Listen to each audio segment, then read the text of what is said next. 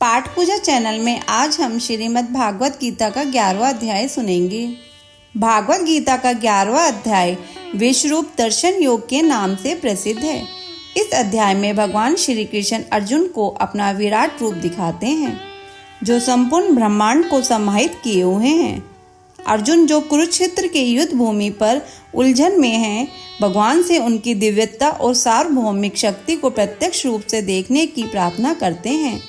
इस पर श्री कृष्ण अर्जुन को दिव्य दृष्टि प्रदान करते हैं, जिससे वे भगवान का विराट रूप देख पाते हैं।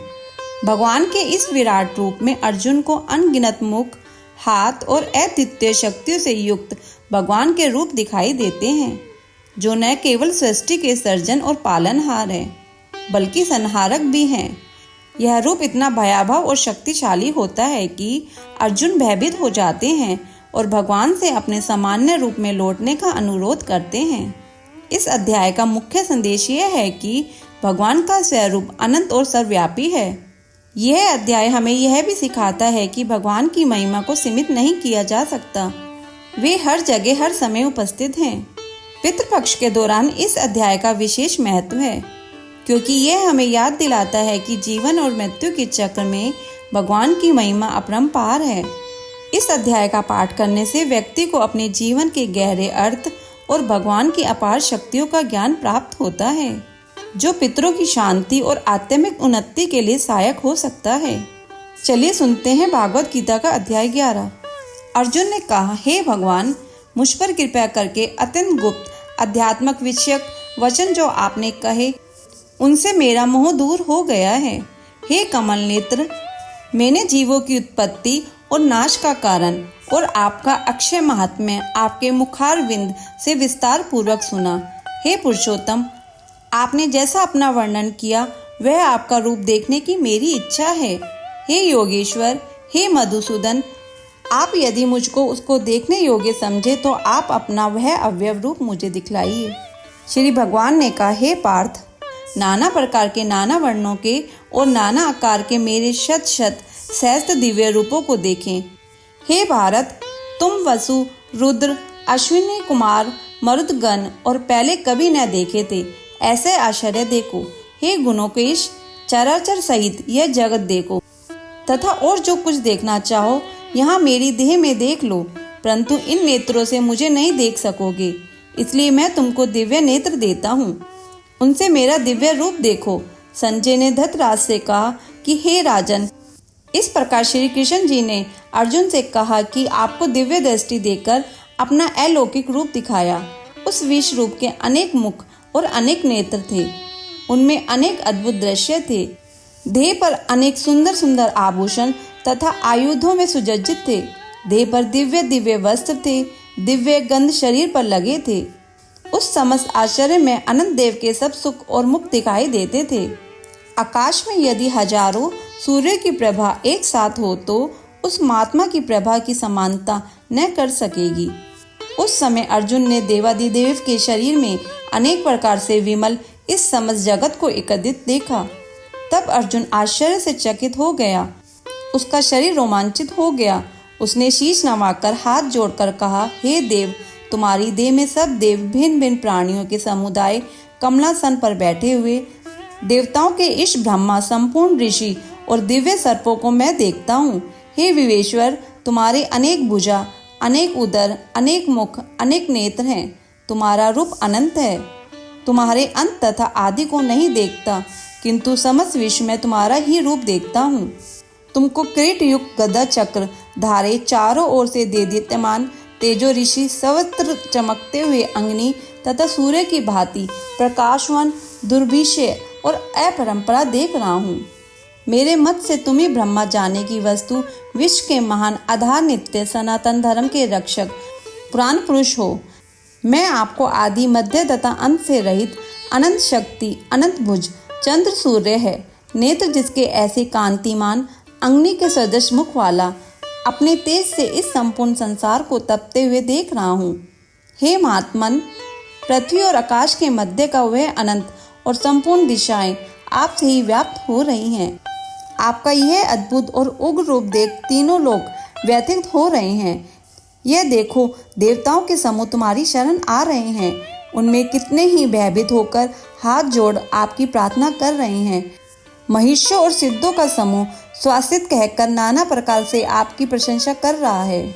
रुद्र, आदित्य, वसु, साध्य, विश्वदेव, अश्वनी, मारुत, पितर, गंधर्व, यश, असुर, सिद्ध इनके संग विस्मित होकर आपकी ओर टकटकी लगाकर देख रहे हैं। हे महाभव, अनेक नेत्र, अनेक बाहु, अनेक जांग, अनेक पेट, कराल दंत युक्त आपका यह विशाल रूप देख सब अत्यंत भयभीत हो रहे हैं और मैं भी घबरा रहा हूँ।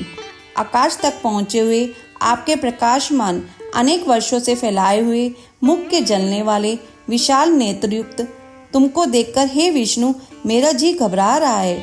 मुझसे धैर्य धरा नहीं जाता और चित्त स्थिर नहीं होता।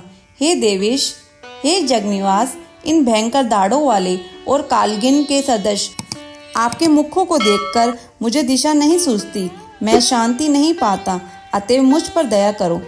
धृतराष्ट्र के द्रोणादिक पुत्र अपने साथ अनेक राजाओं सहित और भीष्म, द्रोण और कर्ण तथा हमारी ओर से मुख्य मुख्य योद्धा बड़ी बड़ी दाढ़ों से युक्त विकराल आपके मुख से शीघ्रता से प्रवेश कर रहे हैं और उसमें कितने लोग आपके दांतों में दबकर ऐसे दिखाई देते हैं मानो उनका शरीर चूर्ण हो गया हो।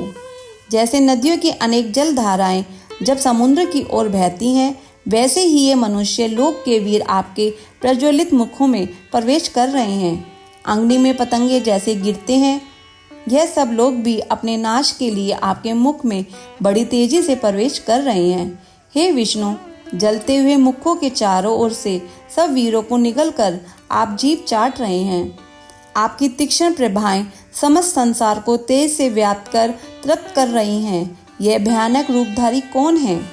यह मुझसे कहो। हे देवर, आपको नमस्कार है, मुझ पर आप प्रसन्न हो। हे जगतकर्ता आदि पुरुष, आपको जानने की ही मैं इच्छा रखता हूँ, क्योंकि आपकी यह प्रवृत्ति मेरी समझ में नहीं आती।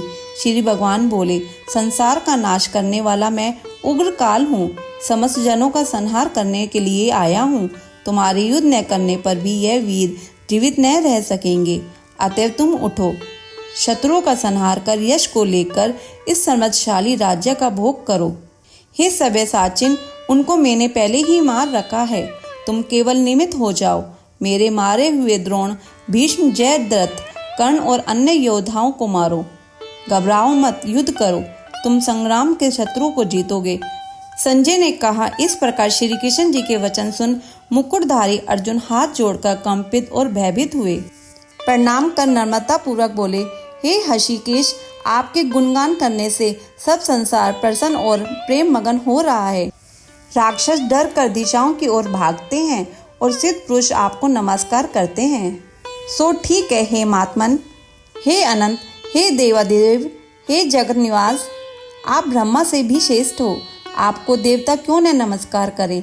व्यक्त भी आप हो और अव्यक्त भी आप हो तथा इन दोनों से परे अक्षर भी आप हो। हे अनंत रूप, आप आदि देव हो, विश्व के परम आधार हो, ज्ञाता और ज्ञेय हो, शेष स्थान आप हो, विश्व का विस्तार करने वाले आप हो। आप वायु, यम, अग्नि, वरुण, चंद्र, ब्रह्मा और ब्रह्मा जी के भी पिता हो। आपको नमस्कार है और फिर भी बार बार आपको ही नमस्कार है। हे सर्वस्वरूप, आप अनंत, वीर्यवान तथा अतुल पराक्रमी हो। आप जगत में व्याप्त हो, इसलिए स्वरूप हो। तुम्हारी महिमा को न जानकर मैंने तुमको अपना मित्र मानकर हे कृष्ण, हे सखा, ऐसा जो तिरस्कार से कहा सो परमात्म से अथवा स्नेह से। हे अच्युत विश्वरूप, तुमसे इन बोलों की क्षमा मांगता हूँ जो कि परिहास से विहार, सोने बैठने और भोजन के समय अकेले अथवा मित्रों के मध्य में तुम्हारा अपमान किया है। तुम इस स्थावर जंगम रूप लोक के पिता, पूज्य और महान गुरु हो। त्रिलोकी में भी तुम्हारे समान कोई नहीं है।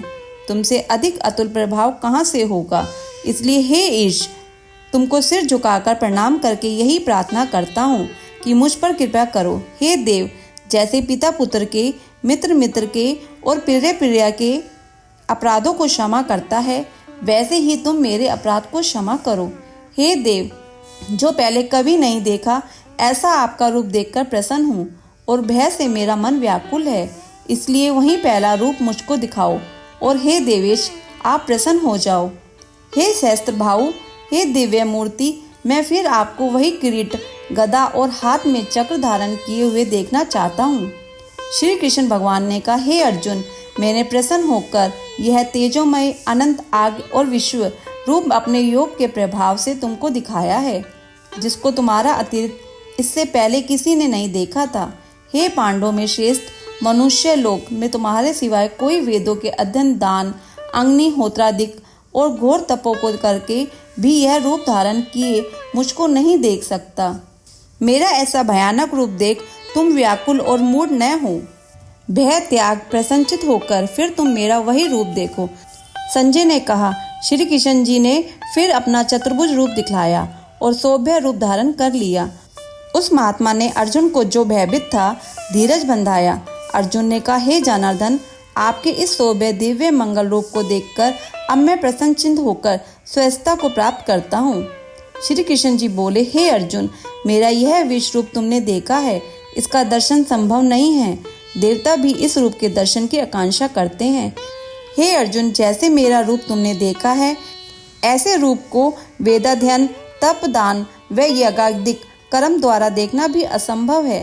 हे अर्जुन, हे परंतप, मेरा जो विश्व रूप है, इसको मनुष्य अनंत भक्ति द्वारा जान सकते हैं और तत्व ज्ञान द्वारा इसमें लीन हो सकते हैं। हे अर्जुन, जो कोई मनुष्य मेरी ही भक्ति के लिए कर्म करते हैं, मुझको ही सर्वोत्तम मानते हैं, मुझ में ही भक्ति रखते हैं, सब संसारिक सुखों से मुक्त मोड़ चुके हैं, संपूर्ण प्राणी मात्र से वैर त्याग चुके हैं, वे ही मुझको प्राप्त हो सकते हैं। 11वां अध्याय संपूर्ण। अगर आपको यह अध्याय सुनना अच्छा लगा हो तो इसे लाइक करके शेयर करें। चैनल पर नए हैं तो सब्सक्राइब करें।